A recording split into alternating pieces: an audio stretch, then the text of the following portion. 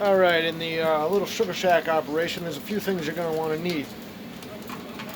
Hydrometer cup with a hydrometer. It's on the shelf in that little stainless cup. You're always going to want to keep your hydrometer cup warm, okay? Rest it right on the edge of the pan. Some of them have a little handle where they can sit down in.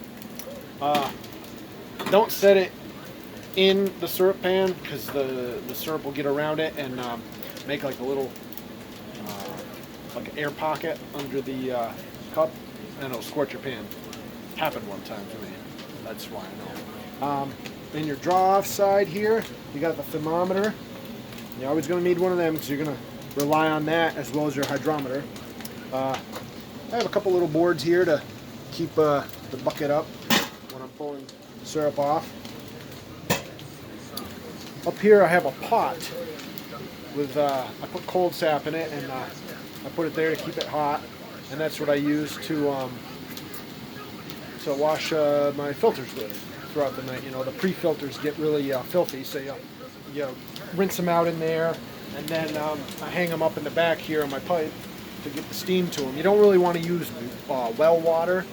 You want to use sap. You want to use what you're putting into your syrup, you know, so when you run syrup through it, it's going to be damp, and that's how you want your filter to be. You want it to be damp, because when they're perfectly dry, the syrup goes into it and then it stops and it plugs up a lot faster.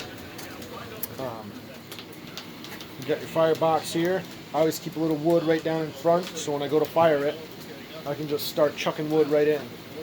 Okay. A couple little essentials here. I got a lot of pots and stuff. You want to have probably, 2 or 3 buckets for collecting syrup off your, for getting your syrup draw off. I got my filter rack, my finishing pan there. That's what I put the finished product into. Can't really see, it's too dark, but there's a couple gallons in it. And, some shelves in the back to keep all your tools and other things.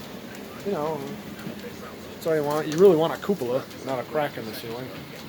Yep, so those are some essential things you're going to want to need in your sugar shack when you're making maple syrup.